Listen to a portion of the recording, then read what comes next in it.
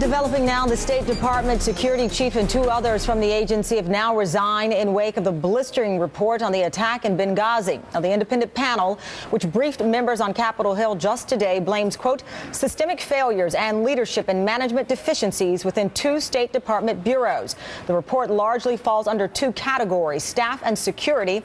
It says personnel was talented but relatively inexperienced, and also that security was insufficient despite some upgrades. Let me bring in P.J. Crowley, former Assistant Secretary of State for Public Affairs. Thank you so much for joining us. Hello, Tamara.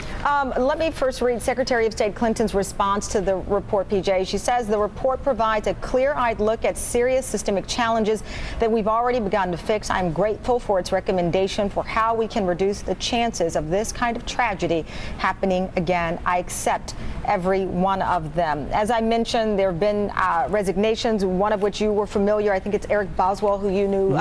Sure. What is your reaction to the report in these resignations?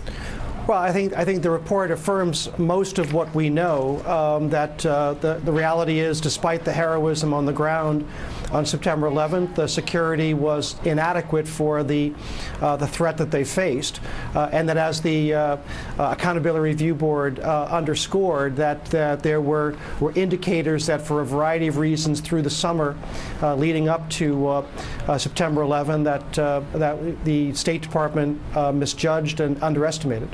As our first read team noted, that this is not the way that Secretary of Clinton would like to end her tenure. What impact could this have on her legacy in that position and even her political future if she chooses to pursue any options?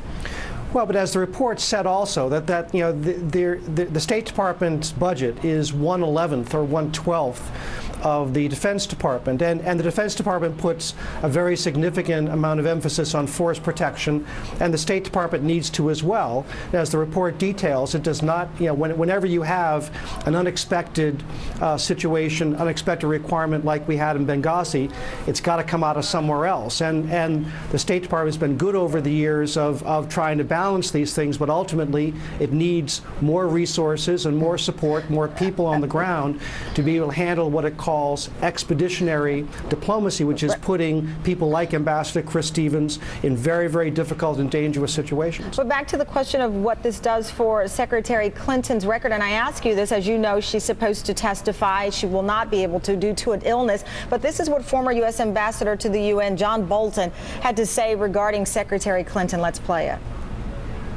When you don't want to go to a meeting or a conference or an event, you have a diplomatic illness.